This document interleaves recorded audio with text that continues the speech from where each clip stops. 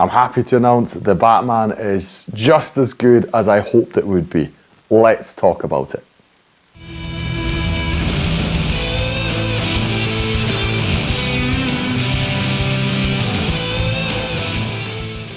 Hi, my name's Drew and welcome to another review video on Flying Wiener.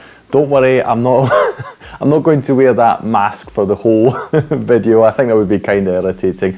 I got that about 10 years ago at this sort of show that was put on. It was sort of a half musical, half performance thing with Batman. It was really horrible, it was really bad. You know, there wasn't even decent action in it, what you actually expect. It was a kid's thing. At least I got that mask from it and was able to use it as a prop, so I'm happy about that. Let's talk about something that is a lot better than that production was back then, which is Matt Reeves' The Batman.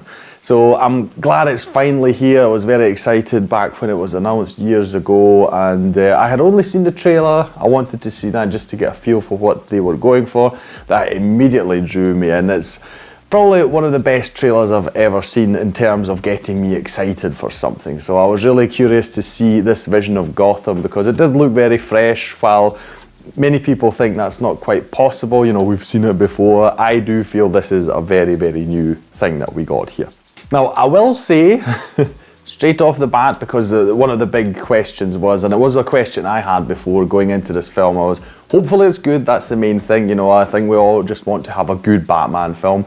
But the question which follows up from that is, if it is good, is it better than The Dark Knight? Because obviously The Dark Knight is the pinnacle of Batman films as it stands right now. And I will say that for me, right now, I mean, I'd have to watch it again probably, I mean, I've only seen it the one time, but right now I would say that I would put The Dark Knight above it because there are certain things that I feel it just makes it overall a better film in terms of quality and Batman stuff, etc. But this is definitely the first time we've seen Batman actually be the character he is in the comics. So to me, this is actually the most comic book accurate Batman we have had to date on screen, on the big screen. Because until now you've seen bits and pieces in all the films where he does some detective work, you know, just investigating slightly, just so that, you know, we're always reminded, he is a detective. But here there's so much more of it. It's actually quite a noir story. So we've got Batman, he's doing really the classical detective thing. He's trying to uncover this murder plot. We've got a series of murders that he is investigating.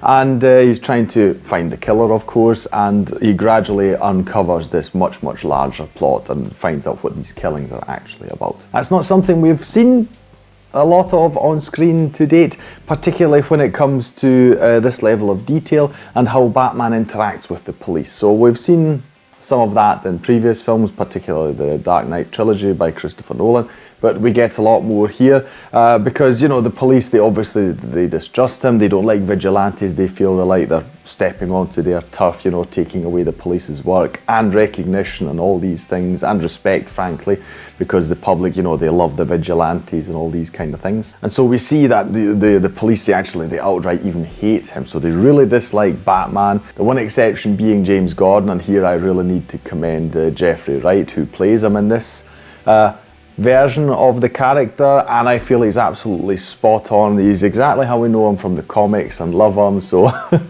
he's the last good cop in Gotham, you know. He's got his integrity, and you know, even although he's the only guy who likes Batman, he still trusts him because he believes in him and that he is trying to help the police in this case. You know, we see it also in the film as well that James Gordon's colleagues, you know, they increasingly become more hostile towards him because he's working with the Batman, but he sticks with him, and it is really interesting to see that dynamic and just the two of them together solving a case, which is more than we have had from them before on the big screen. And so this film, ultimately, it's very interesting. To come back to what I said a few minutes ago, I do feel that there's a slight gap between The Dark Knight and this film, The Batman.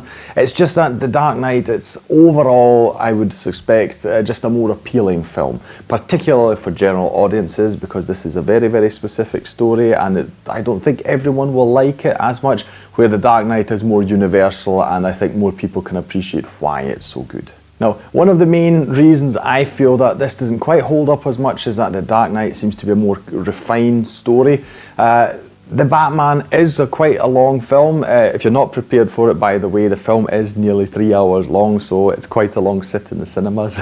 And I do feel that they could have shaved bits and pieces off of the story. Now, I enjoyed the thing as a whole, the whole plot. I really enjoyed it, but it did drag on just in small parts, just a wee bit that dragged on, because we keep returning to the detective work, and a few scenes here and there felt a bit repetitive. It felt like they weren't adding too much new to the whole overall story, so I think that they could have trimmed some of that to make it just a more streamlined film. Where this film particularly shines is the introspection, so we get a really deep insight into Batman. There's even narration by Batman in the film, particularly at the start and the end of it. So we get this really unique perspective and portrayal. We see what drives him and what he is battling inside of him. So I really enjoyed that. This is obviously helped quite a lot by Robert Pattinson's portrayal. He does a lot with his eyes, and I really love actors who are able to portray a lot with their eyes. He doesn't even say that much. There are certain scenes where he doesn't even say a lot, but it's just, you know, it just what emanates from him, and particularly his eyes, tells you so much about the character and what he wants in that particular scene. And it's just great seeing those interactions. So he's definitely the Batman with the most presence, I feel. So, and just to that nature, because in the comics as well, you get a lot of monologuing, inner monologuing going on, at least in a lot of the comics I have read, and that is why this film, it feels really unique. It definitely stands out. It feels like a graphic novel come to life, or a comic book come to life a lot more than any of the other films do until now. So in that way, I feel it is really very unique among all the Batman films. Now, it really needs to be said that the relationship in this film between Batman and Catwoman is excellent. So not only because of the actors, because of Robert Pattinson and Zoe Kravitz, because of what they bring to the characters, it's just the dynamic they have with each other. I feel it is an absolutely accurate portrayal. I mean, I really love what Michelle Pfeiffer did in Batman Returns all those years and years ago, but what I prefer in this film quite a lot is the dynamic that Catwoman has with Batman, which wasn't quite as strong with Michael Keaton's Batman. You know, I believe they really show this yin and yang very well, this back and forth that the two have in terms of emotions and morality, and always trying to find this middle ground, because the two of them, they are just drawn so much to each other. So this is absolutely a very special element in this film. If you generally enjoy the dynamic that Batman and Catwoman have, be it in the video games or the comics or any of these media, you will absolutely like it in this film as well. But let's go through it as we usually do. So I've already briefly mentioned it, but the plot, if you want to know, is we have a series of murders, starting with very high profile people. So you've got the mayor, then you've got the police commissioner, and more of such people, the DA. And they are continuously involved in these murders, or they're being set up in a very theatrical fashion. We've got this mysterious guy, it's the Riddler, one of the more popular Batman characters. This is a very different version to Jim Carrey's one that we saw in Batman Forever, so it's not that kind of Riddler.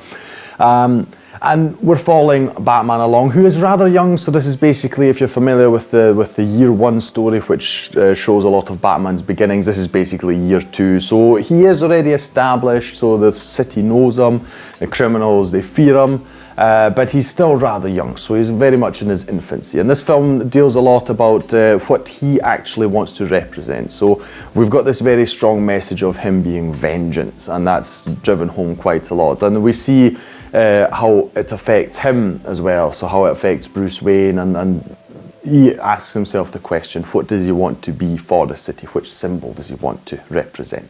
So that is more or less it. We see this plot evolving, unfolding. Batman here already works together with Jim Gordon. He's not the commissioner yet. There is another commissioner, but the two of them work together, and it is established pretty early on. It is the Gotham we know, so most of the police is corrupt, and so there's a constant back and forth here. Along the way, he meets Selina Kyle, Catwoman, in this case played by Zoe Kravitz, and the two, they sort of cooperate with each other, and yeah, she helps them try to uncover this plot.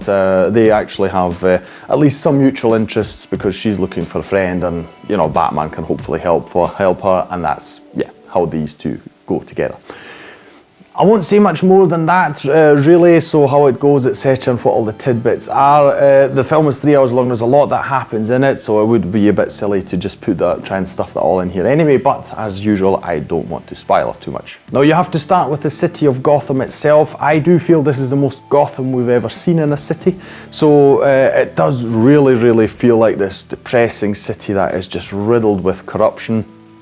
This is definitely the best it's ever looked, because coming back to the Dark Knight, it does on the surface look very shiny and very much like a modern metropolis that, you know, we like to think we all live in, etc. In this film, it's a really nice gothic feel to it, so not just in terms of architecture, but just the whole feel of it. So this is a place you would not want to live in. The colours itself, everything's got this sort of orange reddish hue as well, so that's used very well in this film to sort of portray this sort of sickly, diseased city. You know, I really love that. So Gotham itself really feels great in this. Then of course Batman Bruce Wayne, played by Robert Pattinson. I really like the Batsuit. I think it works really well. This is definitely, again, a very new Batman portrayal, so I like that every Batman's got sort of their own thing going. I will say that if you are following this channel for a while, you will know that Batman v Superman is a real favourite of mine. I just love Ben Affleck's Batman. He is still the physically most imposing Batman, so he just, even visually, just appears to be the most brutal in that sense, because he's just got, yeah, he's just massive and he's just got so much strength. I will say, however, that Robert Pattinson is to me, the best one who displays this sort of, again, coming more to the comics, this sort of almost psychopathic Batman, because if you're doing this kind of thing, you know, and constantly every day you're confronted with all these criminals and psychopaths, etc., it's hard for that not to, you know, leave a mark on you. And he at times, just, you know, his look and everything, he really portrays this edge that Batman has, where, you know, there's not much separating him from the Joker, because he's actually pretty crazy himself as well. So Robert Pattinson, definitely a very intense Batman. I really love that, and I also like the thought of Bruce Wayne. He's trying to find his way. You know, there's not so much focus on Bruce Wayne in that sense. Oh, we know him as the playboy that we see a lot with Christopher Nolan's trilogy. That is all not happening here, so he's still very much dealing with the death of his parents. I like the balance, I like the growth that we see with him, and while Alfred isn't big in this film, he's played by Andy Serkis, still very nice to have some few moments where you can see this father-son-like relationship between the two. But yes, I feel that they've made a very good choice here with Robert Pattinson. Again, he's not huge and bulking like Ben Affleck was, but he's still a very much a presence. So every scene he's in, you can tell that the people are really wary of him, just because, you know, like I say, the look, just his whole demeanour and that, it is really frightening at times. And the bat suit is great. I mean, he has really got this very flexible but at the same time really powerful suit, so he's easily protected against gunfire. And it's really great to see that, you know, the criminals, they just don't know what to do with him, because it is just really hard to take him down, and he brings a certain brutality to the role, you know, ferociousness that I feel is really good. So picture the famous warehouse fight scene with Ben Affleck, and, you know, that is the raw brutality that this guy seemingly has the whole time as well. So I really like that about him. Riddler is portrayed by Paul Dano. I was really happy to see him appear. He was in Swiss Army Man, which is a film I really like. I've also talked about on the channel previously. I really like him. I like this new take on the Riddler, that he's basically an incel. You know, like, unfortunately, a lot of guys nowadays are just sitting stuck in front of the computer, you know, constantly in this online world where they just keep perpetuating their own prejudices, you know, and thoughts about society, and staying in these circles, and it gets gradually more dangerous because, you know, they feel more and more isolated. In this case, he wants to uncover the corruption in the city, which in and of itself is a good thing, but the way he goes about it obviously is very wrong. And we've got this cat and mouse chase between the two, not actually a chase, but in the sense of him putting down riddles at the crime scenes, and Batman has to figure everything out. So we've got that detective, that noir thing, the intelligence, like we have in the comics. This works really well, and it is one of the main points I really like this story. We've finally got the detective Batman that we've been wanting for a long time. At least a lot of the fans have. If you haven't, well, you've still got enough other things to go on. I've already talked about the look and feel of the city. I feel Matt Reeves has crafted a very singular vision here. It really stands apart from all the other ones. The camera angles are always exciting, so the direction is wonderful. We have got really interesting shots. We've got easy to follow action, be it with vehicles or with fight scenes, so he always knows exactly what he wants. The feel of it is great also because of the sound. This is actually, I mean, I like to joke about IMAX, you know, the adverts I keep getting every time I go to the cinema for years now. But this is one of the few films where I really felt IMAX. So you've got particularly the car chase, you've got a lot happening there where you can really feel, if you're in an IMAX cinema, just the noise, the volume of it, the sound, and also Batman just is stepping with the boots. That's also played really well in the film, so he has an impact also because of the sound. I also enjoy the new score. I really like that. It has this kind of familiarity to it. I don't know, it feels like something that we know and have heard before, but at the same time it just is something new as well, so it's very original. I really like it, though it's used a lot in the film, but I really like it. It gives our Batman, you know, just, I don't know, more presence even than he already has. Yes, coming back to what I said at the entry with The Dark Knight, I just feel that at times the pacing is a bit off. So that is where I would give Dark Knight the edge, also because, well, Heath Ledger's Joker is also just really, really up there. I really like Paul Dano as the Riddler. I like Colin Farrell as the Penguin, who you, by the way, cannot recognise. In his prosthetics, really wonderful job. You've got great portrayals in here as well. It's just that The Dark Knight, overall, it felt like a more complete package. There's just so much more going on there. You have a lot about the morality in this as well, but I really enjoyed that a lot in The Dark Knight, to the back and forth between, you know, anarchy and control and having to make decisions, and the Two-Face, of course. So yeah, that film just slightly edges out the Batman, but this is just the first film. Now, it has already been reported that Matt Reeves has got plans, at least, you know, that he might make more of these. And it would be really exciting to see what else he can do in this universe. I mean, if you compare this to Batman Begins, although I like Batman Begins a lot, this one easily wins. So if this, for instance, is going to be a new trilogy, I believe there's a lot in store for us here, and the future of the character is really exciting. He's not tied to the DCEU, the DC extended universe with Aquaman and Shazam and Flash, etc. It's fine, it's okay, it doesn't need to be. I think we'll get enough great stories just with the character we've got here anyway. So overall, there are many great elements here. We get to see a lot of gadgets, fights, moments. There are many very tense moments. I really like them. I feel this is the best tense moments we've had in Batman films. So while we've had previous ones that have sort of explored the fear element, etc., here you've got some really tense scenes where you're not even quite sure what's going to happen right now. You know, you feel something's going to happen and then it does or doesn't. You know, there's really great moments here. So any people who weren't too sure about Robert Pattinson, I would say there's no need to worry. Yes, while he looks a bit more emo than you probably expect, this is a Bruce Wayne that is still really dealing heavily with he's frankly not, I mean, he never gets over it, but you know, this is